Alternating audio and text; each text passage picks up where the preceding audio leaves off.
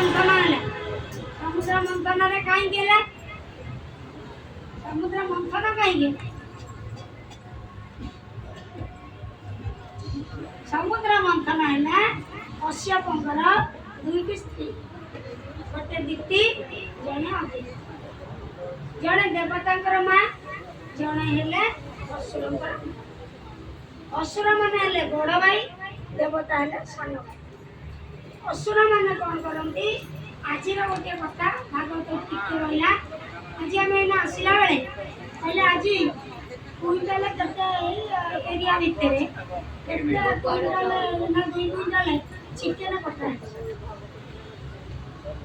है ताले तुमको चिकेन खाइला के आमरी बड़े मनीष खाई ना ना आम जो मनीष मैंने समेत अच्छा किए भल भावतु खराब भाव सकाल आरंभ हो माने राति हम सत माने सत ये जो आम दीटा हाथ दीटा गोड़ अच्छी आम जो मनीष मैंने जन्म होती 3टा गुण सात्विक राजसिक तामसिक सात्विक राजसिक तामसिक जो मैंने सात्विक चेतनार अच्छा से महात्मा केवे भी ए खाद्य खाइबे नहीं आम मैंने हूँ राजसिक ना आम आंश खाऊनु ना आम सात्विक हो आम 2टा ना गोड़ देकी रही ना आम सिद्ध महात्मा हो पारूनु जोगी साधु सन्त हो पारूनु कि आम तामसिक आड़ को जापारू ना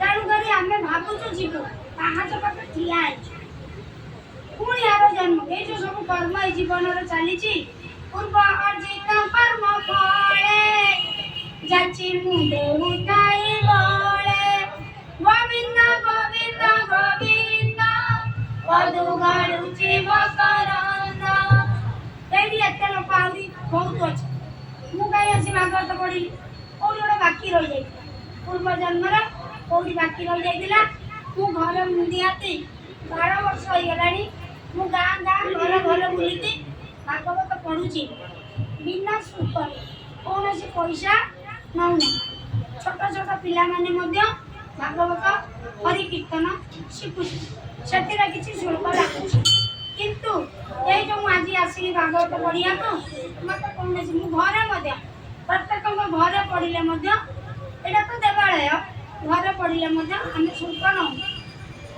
आमर भागवत संस्कृत रचना ओडिया कविते अति बड़ी जगन्नाथ दास आपको ओडिया कले कारण कौन से दिन माँ गुमुरी गुमुरी कांदुले जाऊे श्रीमंदिर को पंडित भागवत शुणाऊे संस्कृत से दिन से कहले माँ कल की 2टी कौड़ी धरिकी आस जदि 2टी कौड़ी नदेबू ताले मु भागवत शुणेबी माँ से जगन्नाथ को कहले निज पुआ जगन्नाथ अरे पुआ तू ब्राह्मण कूल जन्म हो संस्कृत को ओडिया भागवत कर दिंतुनी यदि ओडिया भागवत कर दिंतु केते माँ मैंने उद्धार पाइजा से कथा को जगन्नाथ जगन्नाथ भावी प्रभु पाखे शरण पशि आरंभ कले संस्कृत ओडिया भागवत रचना कौन पाई कौड़ी पाला कौड़ी से गरीब घर खाइबा को नहीं पैसा कौन कौड़ी आनी जे मु भागवत शुणी तेणुक से दिन माँ आउ जापारे तेणुक जगन्नाथ प्रभु पाखे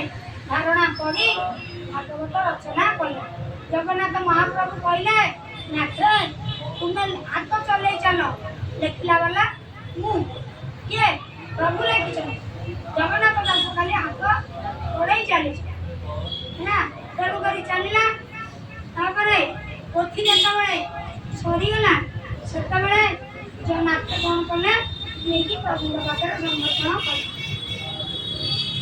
प्रभु कहले अरे नाथ तो भागवत तो ठीक है भूल अच्छी ना भूल बुड़ी कमी ठीक हम कांडवतार मन जाऊ कांडवतार मन पाखु क्या सी तोर ठीक कांडवतार मन पाखु गले से दिन जा କହିଲେ ମୋର କ'ଣ ଭାଗବତ ପୋଥି ଠିକ୍ କରିବାର ଅଛି। ଯେତେବେଳେ ମନେଇ ସାହୁଙ୍କ ପାଖକୁ ଗଲେ, ମନେଇ ସାହୁ ଯେତେବେଳେ ବିଲରୁ ଆସୁଥିଲେ, କ'ଣ କଲେ, ବିଲ କଙ୍କଡ଼ା ବଗଡ଼ା ଚାଉଳ କହିଲେ ରୋଷେଇ କର, ବ୍ରାହ୍ମଣେ ପଣ୍ଡିତେ ଖାଇବେ। ନାଥ କହିଲେ ମୁଁ ନୈଷ୍ଠିକ ବ୍ରାହ୍ମଣ, ମୁଁ କଙ୍କଡ଼ା ଝୋଳ ବଗଡ଼ା ଚାଉଳ ଖାଇବି ନାହିଁ। ମନେଇ ସାହୁ କହିଲେ ତୁମେ ଯଦି ନ ଖାଇବ, ମୋ ଘରେ ଅତିଥି ହେଇଛ, ତାହେଲେ କ'ଣ ହବ, ମୁଁ ତମର ପୋଥି ଠିକ୍ କରିବି, ତମେ ପୋଥି ନେଇକି ପଳାଅ। ନାଥ କହିଲେ ହଉ, କଥା ମାନିଲେ। ବଗଡ଼ା ଚାଉଳ ରନ୍ଧା ହେଲା, କଙ୍କଡ଼ା ଝୋଳ ହେଲା। ସେଇଠୁ ପ୍ରଭୁ କ'ଣ କଲେ, ଖାଇବା ବଢ଼ା ହେଲା। ମନେଇ ସାହୁ ବାଢ଼ିଲେ। ନାଥ କ'ଣ କଲେ ନା କଙ୍କଡ଼ା ଝୋଳ ଆଉ ବଗଡ଼ା ଚାଉଳକୁ ଚଳୁ ବୁଲେଇ ଦେଲେ। ଯେତେବେଳେ ଚଳୁ ବୁଲେଇ ଦେଲେ, ସେତେବେଳେ ସବୁ ଯାକ ତାର ଦୋଷ ଆମିଷ ଦୋଷ କଟିଗଲା। ସେ ମହାପ୍ରସାଦରେ ପରିଣତ ହେଇଗଲା। ବୋଲ ମହାପ୍ରସାଦ ଭଗବାନ କି। ସେତେବେଳେ ପୋଥି ତାପରେ ଖାଇଲେ। କହିଲେ ଜଗନ୍ନାଥ ଦାସ କହିଲେ ଯେ ତୁମେ କ'ଣ କର ନା ମୋ ପୋଥିଟା ଠିକ୍ କରିଦିଅ।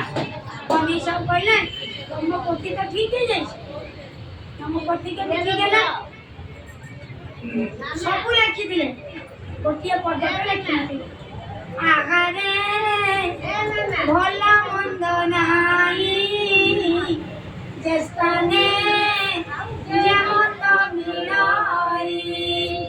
ଗୋବିନ୍ଦ ଗୋବିନ୍ଦ ଗୋବିନ୍ଦ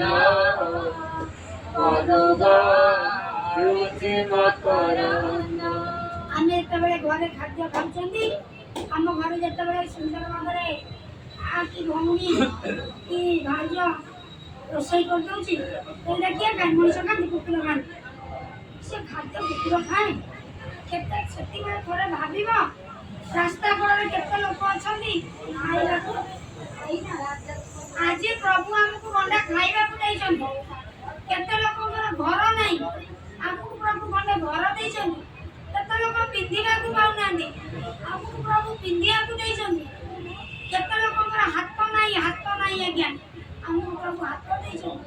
କେତେ ଲୋକ ଅନ୍ଧ, ମା ପେଟରୁ ଜନ୍ମ ଅନ୍ଧ, ତାଙ୍କୁ ଦୃଷ୍ଟି ଶକ୍ତି ପ୍ରଭୁ ନେଇଯାଇଛନ୍ତି, ଆମକୁ ଆଖି ଦେଇଛନ୍ତି। କ'ଣ ଦେଇନାହାନ୍ତି? ତାପରେ ମଧ୍ୟ ଆମେ ଏଡ଼େ ହତଭାଗ୍ୟ, ଆମେ କହୁଛୁ ଆଉ